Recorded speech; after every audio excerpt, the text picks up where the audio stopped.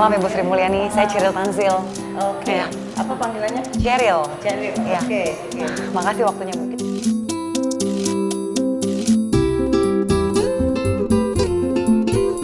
Oke, silakan Ibu.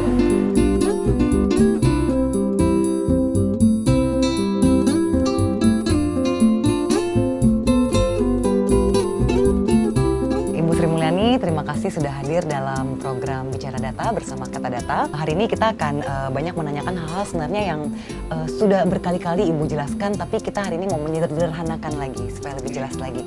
Nah, Bu, ini pertama saya ada di sini adalah target dan realisasi pertumbuhan PDB. Ini kami dapat data dari BPS. Di sini dari 2015 target dan realisasi itu ada margin sekitar 1%. Lalu 2017 bahkan targetnya itu kita agak meleset dengan realisasi sekitar 2%. Nah, sebenarnya bagaimana Ibu melihat kondisi perekonomian kita sekarang antara target dan realisasinya? Ya, kalau kinerja pertumbuhan ekonomi itu kan disebabkan atau dijelaskan baik dari sisi produksi, yaitu sektor-sektor aktivitas ekonomi di dalam suatu negara, dengan sektor permintaannya, bidang yang meminta. Karena orang kalau diproduksi tapi tidak ada yang memakai, itu juga tidak menimbulkan pertumbuhan ekonomi. Jadi kalau kita lihat kinerja dari sisi kedua ini di dalam konteks yang disampaikan oleh Presiden Jokowi pada saat kampanye, suasana hari ini kalau kita lihat dari komponen produksi, itu dampak jatuhnya harga minyak dan harga komoditas seperti batu bara, CPO yang terjadinya itu luar biasa sangat dramatis. Mungkin kalau untuk magnitude kita mengatakan harga minyak mendekati 100 dan tiba-tiba jatuh ke 35 atau 40, berarti dia itu hilang 60%-nya sendiri. Dan itu membuat seluruh perhitungan dan kampanye Pak Jokowi yang ingin mengubah biaya subsidi yang mencapai 350 triliun untuk menjadi infrastruktur, sebetulnya uangnya itu udah nggak ada karena harganya jatuh lebih dari 50%. Ini saya ingin tekankan karena orang memang pada saat kampanye pasti menyampaikan berdasarkan track record belakang. Artinya waktu itu, kalau harga minyak tetap segini, ekonomi tetap tumbuh dunia seperti ini, kita Indonesia bisa tumbuh 7%, 8%. Di dalam realitanya, sektor-sektor ekonomi itu dipengaruhi oleh kondisi global regional maupun dari dalam negeri sendiri. Yang kita tidak bisa kontrol yang di luar. Yaitu tadi waktu Bapak Jokowi dan Pak Prabowo waktu itu kampanye, pada saat harga minyak di atas 90. Pada saat yang terjadi sekarang atau 3 tahun pertama yang harga minyak pertumbuhan kita ada di sekitar 5% itu, harga minyak kurang dari 60%-nya. Dan itu langsung mengurangi drastis baik sektor produksi, yaitu produksi perusahaan yang berhubungan dengan minyak dan gas, produksi yang berhubungan dengan batu bara, dengan CPO, semuanya jatuh. Dan mereka itu pemain-pemain besar. Jadi kalau dia jatuh ya pasti akan jatuh di ekonomi kita. Makanya tema yang harus kita pelajari dari sini adalah diversifikasi ekonomi itu penting. Indonesia itu sebetulnya sudah termasuk yang diversified. Karena kalau saya bicara tentang negara seperti Rusia, kita bicara tentang negara seperti Venezuela, Nigeria, South Africa, Angola, atau even Brazil, Meksiko, mereka itu pengaruh dari jatuhnya harga minyak dan komoditas sangat besar dalam ekonominya. Itu satu.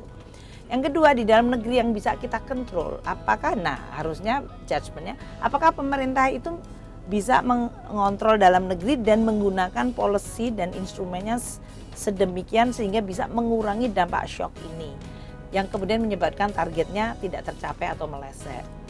Kalau dilihat dari situ itu kita lihat apa?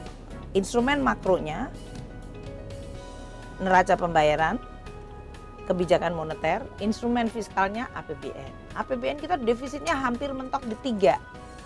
Dan waktu itu bahkan sering saya yakin Kata Data mestinya punya data bahwa bahkan wacana untuk mengubah undang-undang keuangan negara supaya target maksimum defisit itu bisa dilepaskan kayak gitu kan. Nah itu suasana 2015-16 Yang banyak para pengkritik mengatakan waktu itu mestinya kita counter cyclical, fiskalnya harus lebih gede lagi. Artinya defisitnya itu bisa lebih dari 3%. Bahkan kita bikin tax amnesty. Sekarang tahun keempat atau masuk ke 2018 orang lupa pada cerita itu. Sekarang marah-marahin utang yang naik. Padahal waktu itu utang dijadikan sebagai instrumen untuk melakukan counter cyclical. Jadi poin saya adalah dari dalam negeri Presiden Jokowi meresponnya dengan pertama melakukan counter cyclical melalui instrumen yang dikuasai oleh pemerintah fiskal. Tapi counter cyclical nggak cukup, maka dilakukan reformasi paket kebijakan, simplifikasi. Memang masalah kebijakan-kebijakan ini dalam jangka pendek mungkin pengaruhnya terbatas. Karena ekonomi lagi kena shock, kita itu cuma mengurangi supaya shocknya nggak dalam banget. Tapi buah dari yang dilakukan sekarang itu mungkin baru akan terasa nanti pada 3 tahun ke depan. Makanya nanti kalau ada 3 tahun ke depan orang klaim, wah ekonomi bagus, itu bukan keringat Anda gitu. Oke, baik, ini harus digarisbawahi. Ya. Ibu, di sini kami mengumpulkan pertanyaan dari netizen supaya bisa langsung kita hubungkan ke Ibu Sri Mulyani. Nah, ini dari ada Ardian Ginantaka. Ardian ini pengen tahu sebenarnya dinamika politik kita. Kita kan tahun ini banyak pilkada, juga tahun depan udah lagi pileg dan pilpres. Kira-kira dampaknya ke ekonomi kita seberapa besar sih, Bu? Dampak kalau dari sisi belanja positif. Karena pilkada, pileg, pilpres itu selain APBN sendiri ada tambahan seperti untuk pengadaan pileg dan pilpres tahun depan tuh bisa sampai anggarannya 18 triliun sendiri. Belum ditambah dengan anggaran yang dikeluarkan oleh para calon, apakah calon legislator ataukah calon presiden. Itu semuanya akan menimbulkan dampak positif. Dampak yang bisa menetralisir dampak positif itu adalah kalau orang merasa was-was. Oh, keamanannya bagus enggak? Tapi Indonesia punya track record keamanannya selalu bisa terjaga.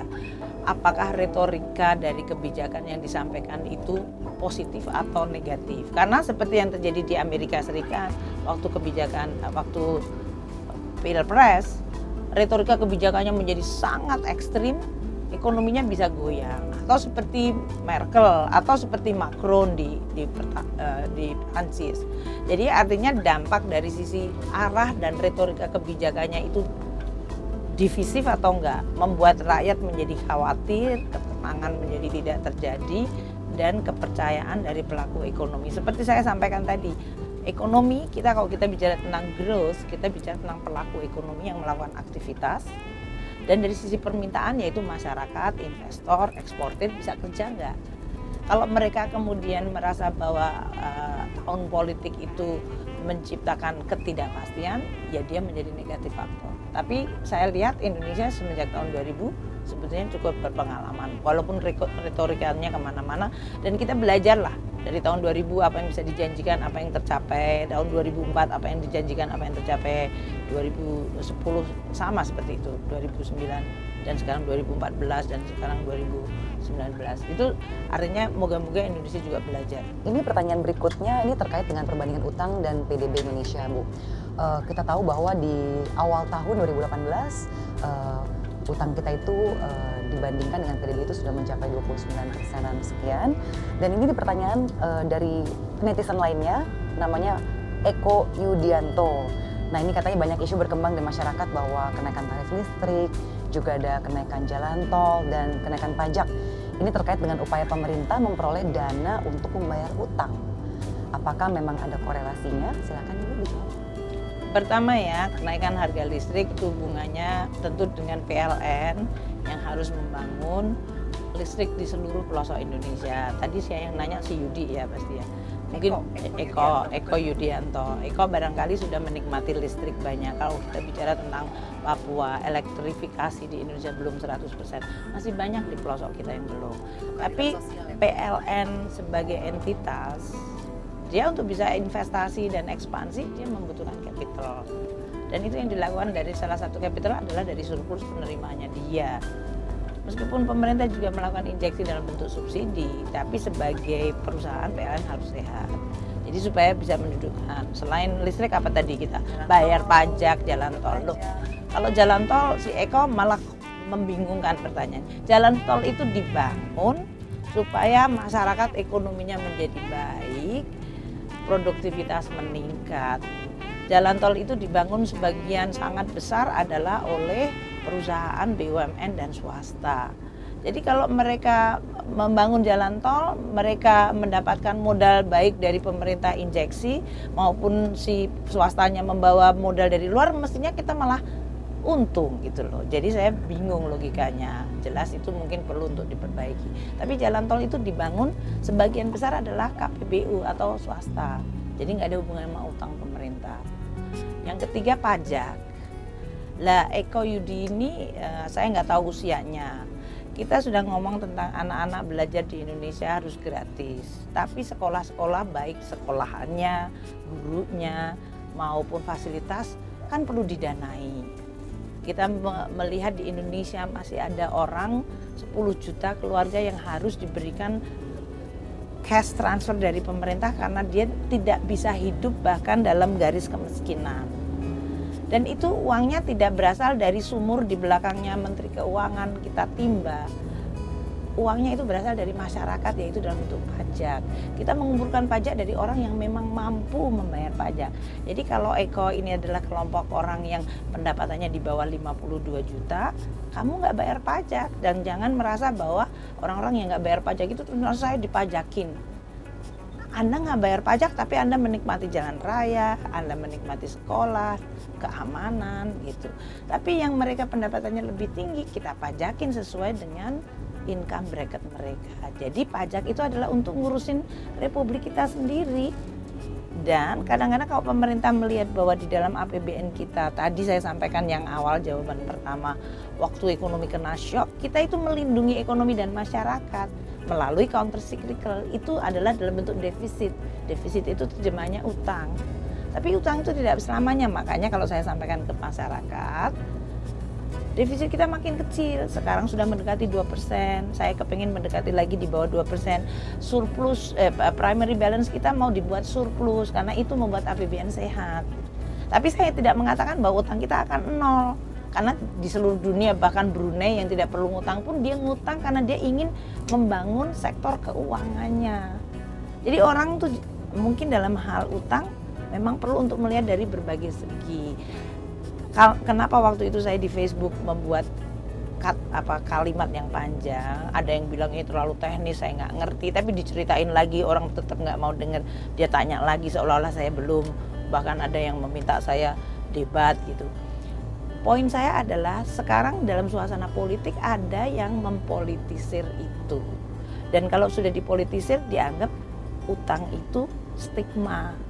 Padahal dia adalah instrumen, gitu aja. Oke Bu, ini masih terkait hutang ya. Bu, ini dari netizen lain namanya Turnation. Lalu bagaimana langkah strategis pemerintah untuk membayar utang ini? Ya, APBN kita didesain posturnya makin sehat. Jadi artinya cara bayar utangnya defisitnya makin kecil, primary balance-nya positif, itu berarti kita bayar utang. Dan setiap kali ada utang jatuh tempo kita selalu bisa bayar melalui apa yang disebut revolving. Dan kalau semakin kecil berarti exposure-nya makin kecil. Makanya debt to GDP ratio walaupun undang-undang membolehkan sampai 60, Kementerian Keuangan itu membuat rule sendiri jauh di bawah, yaitu separuhnya. Tidak boleh ngelebihin 30%.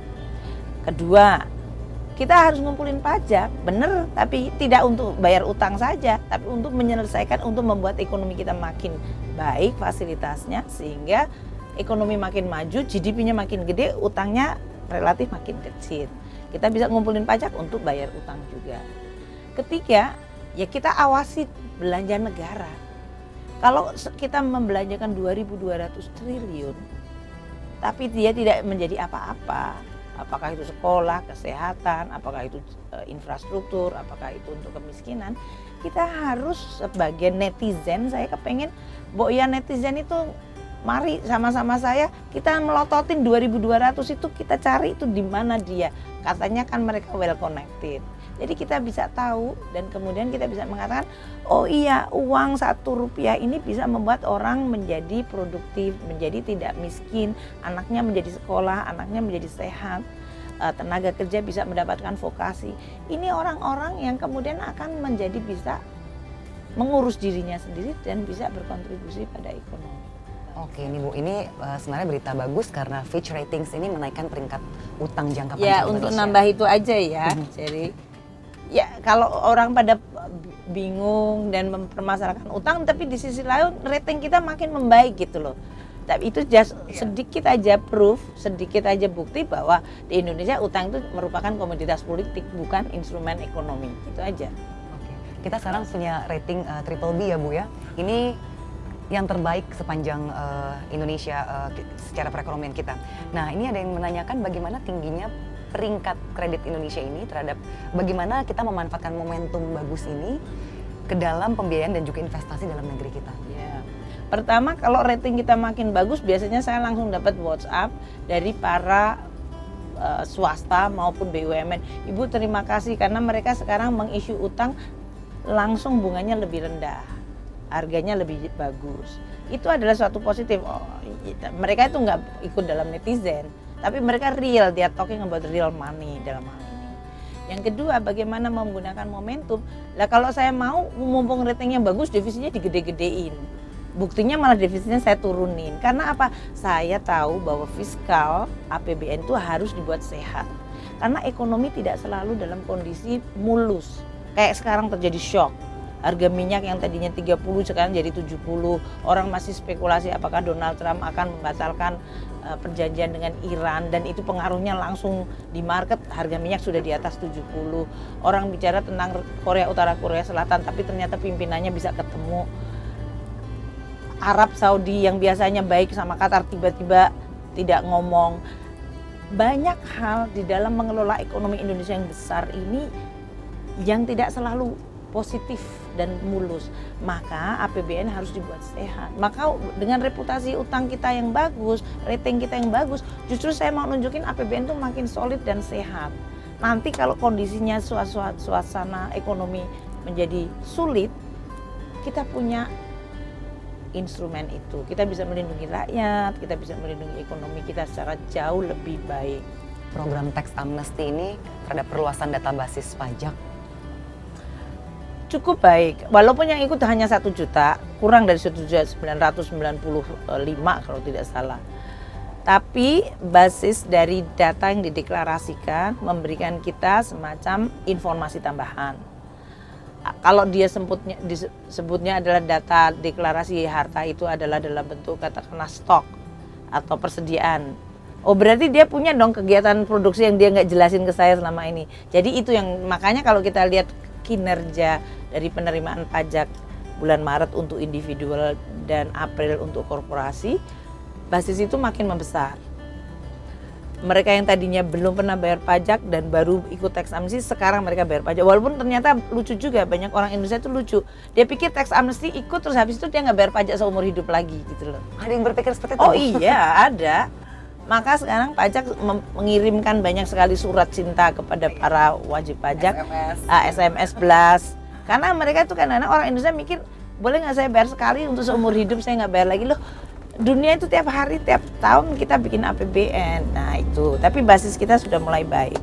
Dan oleh karena itu kalau kita lihat growth penerimaan pajak kita kan kelihatan sampai dengan Maret dan April kemarin bisa tumbuh di atas PPN-nya di atas 15%.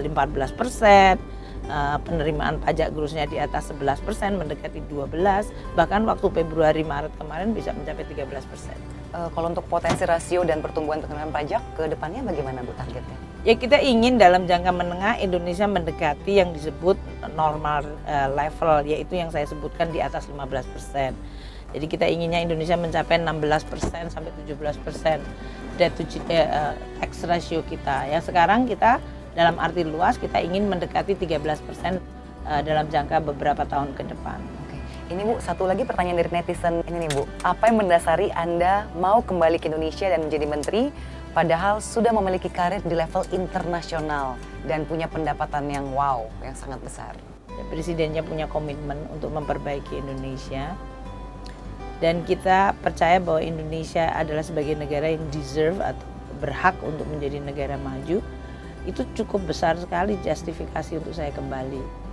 Karena persoalannya bukan tentang Sri Mulyani atau pendapatan saya, tapi persoalannya adalah membangun sebuah bangsa yang merupakan the fifth largest population in the world. Jadi kita negara besar sekali di dunia ini. Kalau Indonesia jadi baik, dunia akan menjadi baik. Kita menjadi contoh. Dan jangan lupa itu adalah berarti banget untuk 257 juta rakyat Indonesia. So it's not about me. It's not about you, tapi demi Indonesia ya Bu ya. LSI Denny JA per Februari 2018, cawapres berlatar belakang profesional. Nama Ibu mencapai 58,3%. Sebagai cawapres Bu, tanggapan Ibu bagaimana? Nggak ada tanggapan. No comment. Itu kan survei, ya silakan survei, orang bisa bikin siapa aja. Pokoknya saya kerja aja sebagai Menteri Keuangan sekarang, ekonominya sedang membaik, tapi tekanan dari luar, kita butuh selalu fokus. Dan itu sikap saya selama ini. Makanya disebut profesional, ya. Baik, terima kasih banyak Ibu Sri Mulyani waktunya. Thank you. Sukses terus Ibu. Terima kasih.